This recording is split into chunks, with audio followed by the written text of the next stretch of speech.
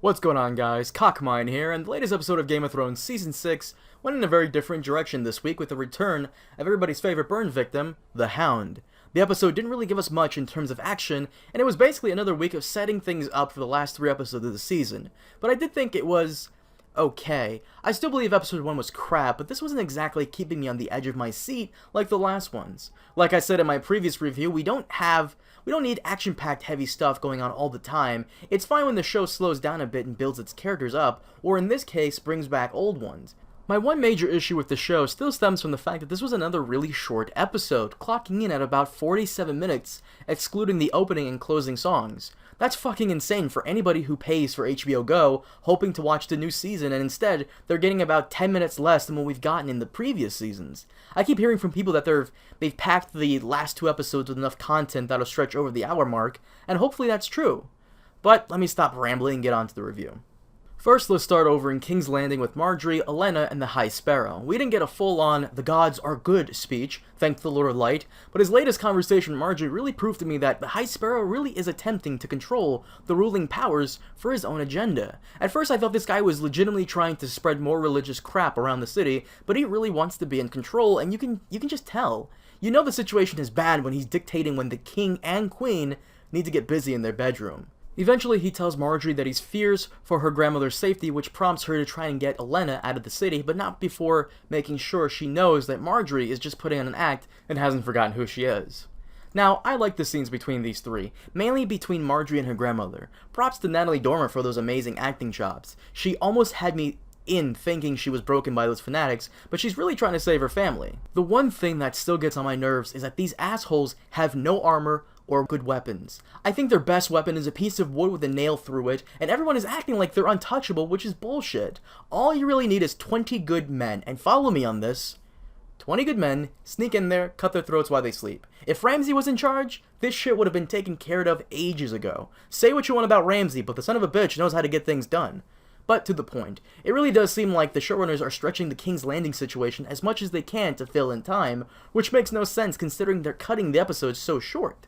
The one scene in King's Landing I really did like was Olenna putting Cersei in her place. It was a long time coming and it was well deserved. Cersei has realized she needs the Tyrells and their soldiers in King's Landing if she's to win her war against the High Sparrow, but he's making sure that those who could pose a threat are leaving one by one. First Jaime and now Olenna. Cersei will be the only one left who can do something about them, but I still have faith that she will put her plans in motion in due time.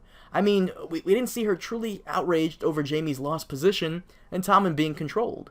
This isn't like her, which is why I think there's some kind of master plan going on. The King's Landing stuff this episode was okay, but I just wish there was more of it, and trust me, with how short this episode was, you'll be hearing me say that quite a bit. Over in the Riverlands, we get Jaime back in his Lannister General armor, which I think is the best looking armor in the show.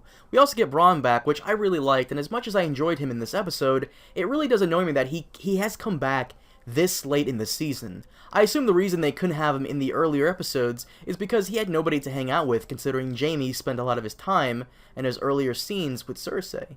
There is a rumor going around that the actor who plays Bronn and the actress who plays Cersei had a relationship in the past and that it ended badly, so both of them aren't allowed in the same room. So considering Jaime needed to hang around Cersei a lot of the time in King's Landing, they couldn't have Bronn in there, but I still think they should have found room for him somewhere. But regardless, I'm glad we have him back and he delivers. I hope it becomes like a running gag that Jaime is promising him all these things and that in the end, he never really gets them.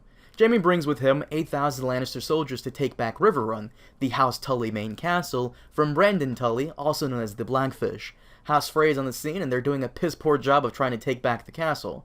I'm surprised the Blackfish and his soldiers didn't wipe them out completely, especially since he doesn't care if Edmure dies or not. And I hope you don't mind me ranting about House Frey for a minute here, but they all seem so fucking dumb and poorly equipped. It really makes sense that they'd have to get Robb Stark's men all drunk before going out there and killing them because they could never hold their own against a sober group of soldiers. Not only that, but their armor isn't even armor, it's like dish rags taped to their skin.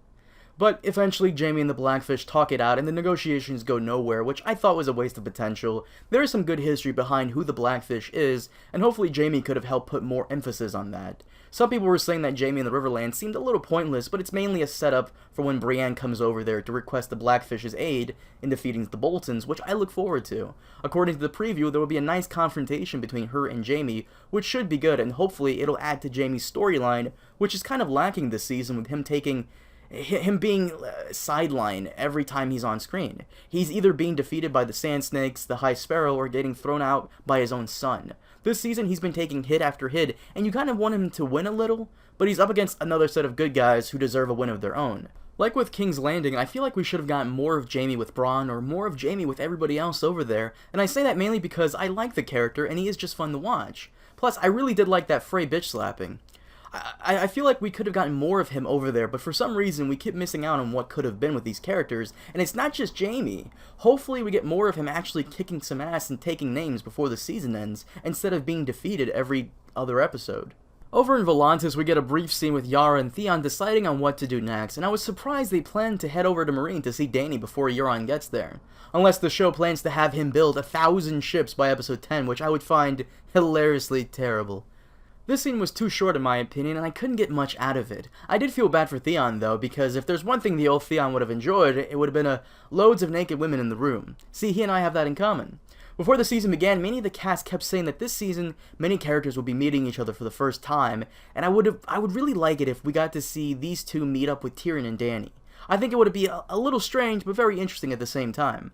But like I said, this scene was too short for me to say much about it, but hey, we finally got a scene where the Ironborn don't suck, so good job? Another set of scenes that were really short but also insane was Arya in Braavos. She was trying to book a passage to Westeros and stops to take a view of the Titan one last time, and then she gets stabbed by the waif disguised as an old woman. What? You know you're trying to run away from these people and yet you let your guard down that easily? Come on dude, are you fucking kidding me? When you're being chased by a group of assassins, you don't stop to take a view of the area, you go hide as soon as you possibly can. It was a rookie mistake on her part, but the one thing I still find a little weird is her decision to escape the Faceless Men so quickly. She's been in the group for like, what, less than 10 episodes, and now she wants to leave? It just seems a little too quick on the show's part. I really wish they would have waited until next season to give her the Escape Bravo storyline. You know, when she's actually becomes semi-good at the whole killing people in disguise thing. But because this episode was a setup episode, we didn't get much conclusion to it, but hopefully the next one, titled No One, will give us a final Arya vs. Waif fight with some surprises. Next we have Jon Snow, Sansa, and Davos going around trying to convince everyone in the north to fight for them. They managed to recruit the wildlings without too much of a fight, mainly because no matter what they do, they'll be fighting the Boltons anyway. They try getting House Glover to fight with them, but the new Lord Glover doesn't like heading on to another battle so quickly. This scene kind of got on my nerves a little because he got on Robb's case for his castle being taken over by the Ironborn. What the hell did you want Robb to do? March back up north and take it for you? He was fighting a war against multiple armies on many sides. It seemed a little unfair of him to get that uppity over it, but I also understand where he's coming from. Then we get the famous scene on Bear Island with everybody's favorite, Lyanna Mormont, Jorah's cousin. She completely stole the show, and I can understand why. I forgot who said this, but someone said, if George had given Lyanna Mormont 3 dragons, the story would have been over 4 seasons ago, and I couldn't agree more. What makes Lyanna Mormont and Dany so different is that Lyanna actually gets the realism of the situation, whereas Dany is still a little naive. The one thing about Bear Island scene I really wish happened was a conversation about their ancestral Valyrian sword, Longclaw. Jon had it with him, and I was hoping for a conversation about it, but nah, fuck that cool stuff. But the conversation between Lord Glover and the Lady of Bear Island brought up an interesting point that we didn't get in the books. Many of the Northern Lords died with Robb at the Red Wedding in the show, leaving behind these people to take over in their place. Galbert Glover was given 2 minutes of screen time in Season 1, seen here, and one line of him saying, "Renly is not right."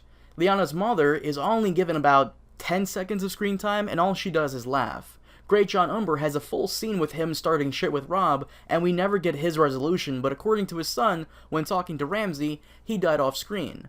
We come to find that other houses have joined them, but once again, off screen for some reason. And this is what kind of annoys me. I don't understand why we couldn't have a filmed montage of Jon, Sansa, and Davos talking to these lords like we got in Season 2 with Tyrion talking to Peter, Varys, and Pycelle.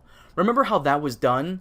Tyrion saying he's going to marry Marcella off to this person, and then he tells that to Peter, and then it cuts to him pouring a drink of wine, and then he says, "But Cersei must not know," and it shows him talking to someone else, giving the audience the impression that he's giving the same speech to multiple people. We could have gotten that with House Hornwood and House Manson, who I believe is a show-exclusive house, and this seems to be a recurring problem with the show lately, in my opinion, of half-assing a lot of its scenes by not giving us enough information or going out of their way to show certain things. You could argue that there was no point in showing them going around getting support from these people, but I beg to differ. What makes Game of Thrones an amazing show is the supporting characters that help make this world alive and unique.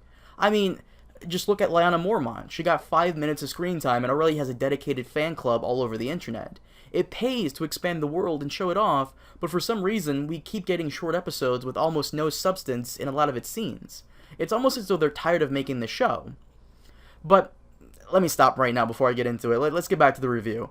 Eventually, they make camp where Stannis did last season, because we need a confrontation between Davos and Melisandre. And we learned that Jon wants to head on to Winterfell with the men they already have, which is kind of dumb, considering they have about 2,400 men, while the Boltons have twice as much, and that's not counting the Umbers and the Karstarks. Now, there are a dozen other houses who could join, like House Kerwin, who hate the Boltons for flaying their lord and lady last season, House Manderly, who lost their sons in the Red Wedding thanks to the Freys, and there are other houses who would join, but Jon wants to head in there soon. Then we see Sansa writing a letter to someone, and it was hard for me to make out what she was saying, but I believe it may have been a letter to Littlefinger, who has most of the Knights of the Vale ready for combat at a moment's notice. Now, I like the scenes in the north with them gathering support and making sure they're ready for a full-on battle with the Boltons, so don't get me wrong here, but I would have liked it more had they given us a little more to it than just visiting two houses. The North is a unique place with lots of fun and creative characters to show on screen, and I just find it a shame for the audience that we won't get to see many of them. Hopefully they'll make it up for this when the dreaded Episode 9 comes to play. And last, we get the Hound's return with the new character, Brother Raid, played by big-mouthed Ian McShane, who spoiled his return several months ago before the start of the season.